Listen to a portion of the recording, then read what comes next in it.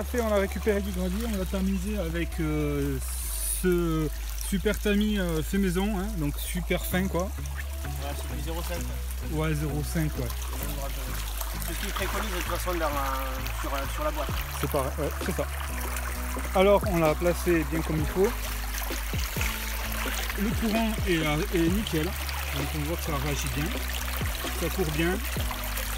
Et bien, la pompe est pas mal aussi, on a un petit peu penché, ce qui permet d'éviter le bourrelet qu'il y avait là, à la première vidéo qu'on a fait tout à l'heure. Et là il va enchaîner. Déjà je pense que ça va beaucoup moins nous colmater.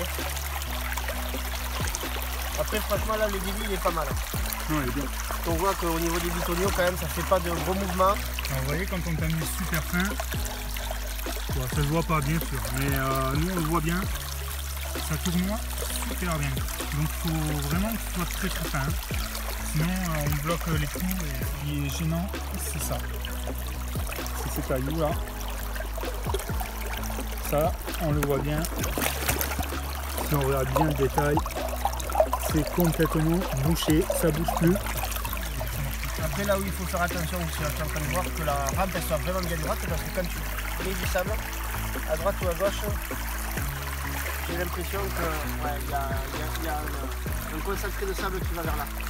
Alors ouais, ce que j'ai pu voir aussi, donc là il y a les trois, nous on appelle ça les 3 bits, mais bon, je ne sais pas l'appeler. Donc il y a les 3 machins là, et ensuite les vortex qui sont décalés contrairement aux Dream Mat. Ça crée en fait plein de stries, des losanges, et ça vient rebondir dans tous les sens. Justement, on essayait je pense que XP a essayé de péter le V qu'il y a ici à cause du flair, sauf qu'en fait les vortex eux créent eux-mêmes des propres courants latéraux. Après bon là on va être honnête, on va tester sur un saut. On va essayer sur 2-3 sauts, mais bon.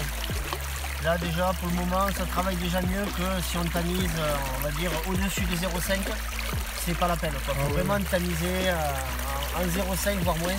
Mon conseil c'est qu'avant de bourrer, quand vous remplissez, il faut attendre un petit peu que les trous vraiment se vident au maximum pour pouvoir enchaîner. Il faut que chaque fois le trou se reconcentre en matériau lourd, sinon ça passe à travers. Hein. Ce qu'on peut voir quand même, c'est que sur les côtés là, le sable va rarement, il se concentre vraiment sur le centre. Tu le vois quand je le mets sur le côté, ça finit toujours par se concentrer au centre, c'est un peu plus... Ça veut dire quoi, il y a un ralentissement aussi? Ouais, je pense que ça doit freiner ici, ça doit faire un ralentissement tout simplement. Ouais. Et du coup, il faut faire bien attention, comme tu dis là, de bien attendre avant de remettre une poignée. Faut pas que ça arrête dans 5 minutes. Après, on voit que ça travaille.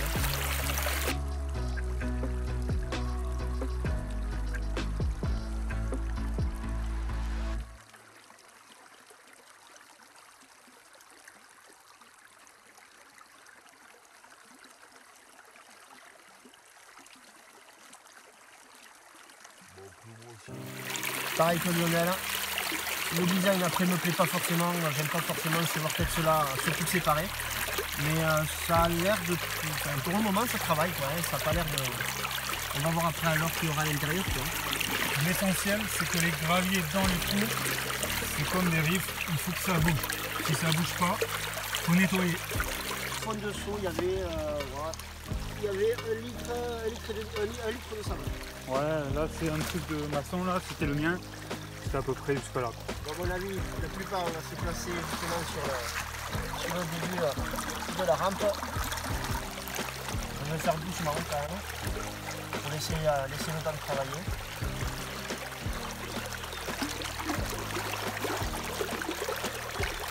On va faire directement là, c'est pareil.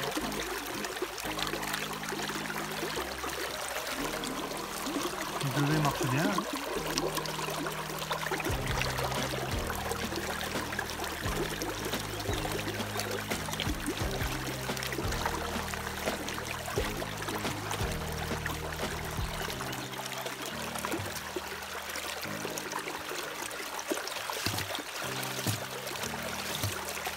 Ça revient de toute façon à la fin du pain. Quand on fait ça, les paillettes souvent elles s'en vont. On va laisser travailler un peu et on va voir où est-ce qu'elles se retrouvent. Si elles se retrouvent dans des pièges. Donc ouais, on voit bien le plomb. Ouais, le plomb, il s'est calé après oui, devant, donc on va bien voir. Par contre, ce qui me gêne, non, regarde, c'est qu'il se cale pas dans le trou. Ouais, Il donc devrait prendre, ça veut dire que ouais, le trou, à mon avis, il se sature assez facilement. Donc l'or, bon, après il y avait une bonne quantité d'or, donc c'est un peu normal, ça se pose partout. Mais on voit que ça va pas forcément dans les trous. Là, il y a ici, là, il y a 3-4 paillettes dans les trous. Après du coup, vu qu'on voit que c'est... Ouais. Et au niveau des plombs, bon, les plombs se sont calés devant, on en a à la fin aussi. C'est ce qu'il faudra voir. Si des plombs on en a à la fin, c'est que c'est pas forcément bon. Par contre, c'est embêtant que les plombs ne prennent pas la place des sapins noirs. Je pense que ça travaille, mais en sachant que là en plus on a fait qu'un seul saut, donc il y a un minimum de lourd à l'intérieur. Bon, on va la sortir, je pense qu'elle est assez travaillée. On va essayer de voir où est-ce que c'est réparti. Bon, déjà, ce qui est sûr, c'est que ça va rester dans la rampe, il n'y a rien qui va partir, parce que c'est assez compliqué de la vider. Donc, au niveau des pertes, bon, on voit une paillette, bon, c'est pas non plus affolant, ils ont tous forcément des pertes. Hein. Ah, il y a toujours des pertes, n'importe quelle rampe a des pertes.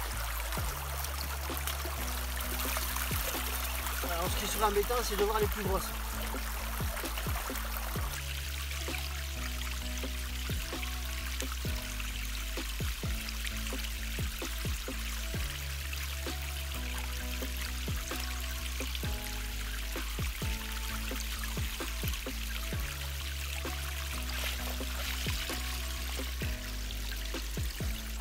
Donc oui, non, il n'y a pas eu de perte. Sur une bonne quantité d'or. Après, il faut savoir que c'est assez trompeur parce que vu qu'on a fait qu'un seul saut, ça n'a pas été saturé de suite. Donc c'est vraiment une idée de voilà. Bon, après, ça se voit que l'or est capté. Donc l'important déjà, c'est que les plombs ils se sont tous mis à peu près au même endroit.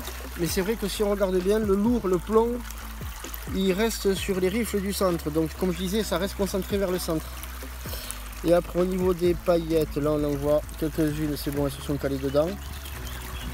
Le truc qui m'embête un peu, c'est que ça me paraît... ouais, oui, ça paraît tassé quand même. Je pense qu'il faut même tamiser plus fin pour vraiment avoir quelque chose de sympathique. Parce que là, tous ces cailloux là, ils te font un bloc. Pareil, de l'or ici. Donc devant, franchement, je pense que c'est pas mal. Je pense que ceux du côté, ça va pas être terrible justement parce que l'or se concentre sur le centre. Donc là, je vois pas de paillettes pour le moment sur le côté. Non plus. Non plus. Et au milieu. Ouais, l'or se concentre vraiment sur les deux rifles du milieu. Donc il faut quand même faire attention quoi. Les belles paillettes ici. Pareil, de ce côté. Donc c'est ce que je disais tout à l'heure, il faut faire vraiment attention à la mettre vraiment bien parallèle à la rampe. Oui, il y a de l'or devant. Alors maintenant, sur les côtés là. Ouais. Et sur les côtés. Ça à mon avis c'est du fait justement de tous ces croisillons. En fait quand il y a un ricochet de courant qui part de travers, c'est les endroits justement où vient se caler l'or, là où il y a les ricochets. Et justement voilà, on le voit là, il y avait une petite paillette qui s'est calée là. Donc ces petits côtés là c'est pas si mal parce qu'il y a l'or qui va remonter petit à petit. Mais pareil, ça risque de garder du lourd trop longtemps, quoi, trop rapidement. Et au niveau de l'or, on va voir s'il y a de la paillette en bas. Je vais regarder à côté. Ouais, une paillette ici.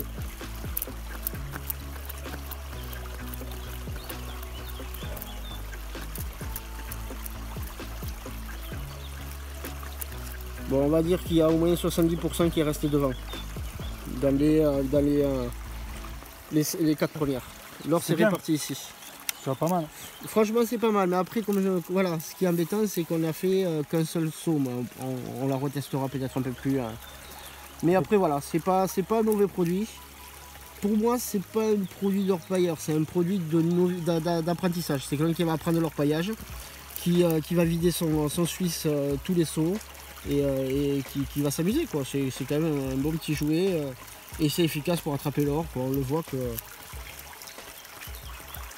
sur un saut, franchement, voilà. Après, je sais pas s'il faut s'amuser à faire plusieurs sauts. Mais c'est vrai que si on le vide à chaque saut, Oui, voilà, c'est actif et ça marchera. Allez, maintenant on va voir comment on la vide, parce que c'est ça qui me faisait peur. Gros saut comme moi, de jamais le faire dans le pan. Et puis on va voir tout simplement si ça se bloque ou pas.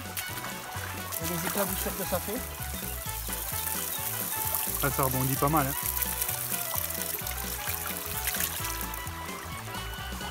Oui, ça va être compliqué. Bon, on va le pencher. Oui, oui, mais de toute façon, il y a l'or qui va se bloquer, qui va se concentrer sur les rainures ici. Ouais, on voit ici les paillettes. Donc on va essayer un peu plus pentu. Alors ce que je veux pas, c'est de faire trop d'éclaboussures. Parce que vu que le rebord est assez petit, j'ai pas envie que... Alors peut-être que même en tapotant... Bon, on va dire que c'est pas une calée d'eau, hein, mais... Et là... Ouais, non, pas encore.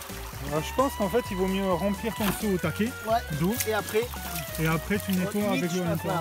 Nettoyer ici, avoir quand même un gros seau et après finir comme ça, quoi. Mais il faut quand même y aller doucement parce que bon... Voyons. Il y en a toujours.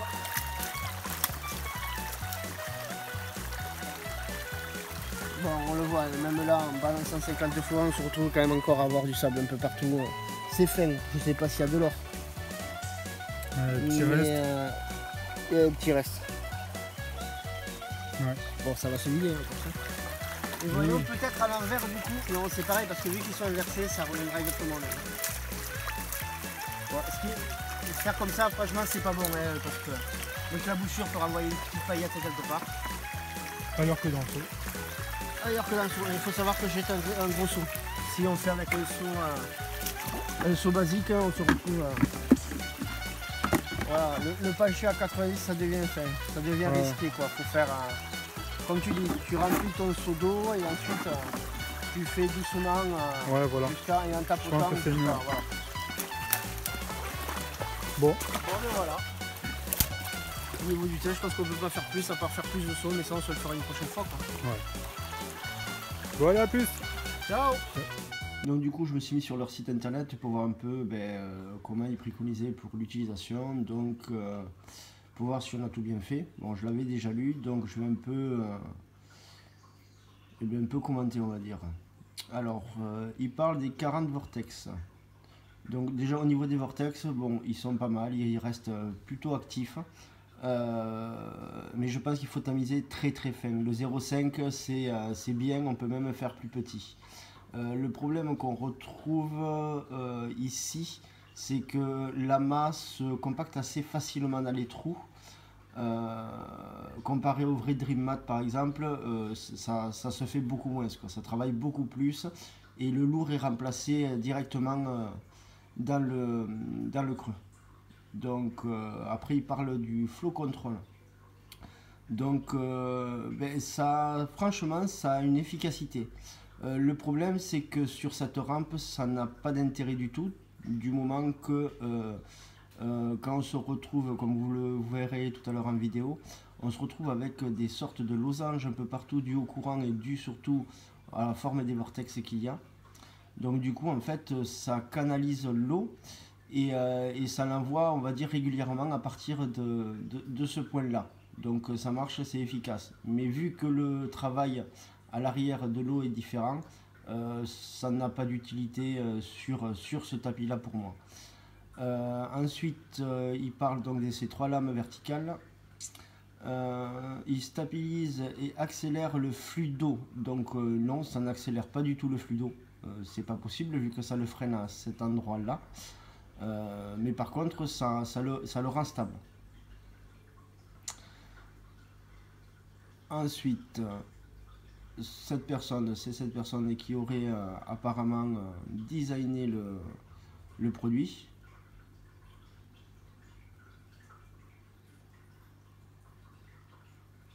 Donc large rifle, donc au niveau des rifles c'est un VMAT, il fonctionne comme les autres, il n'y a pas de souci, il est légèrement on va dire arrondi, mais ça gêne rien, c'est très bien. Le vortex je reste perplexe. Ça reste, on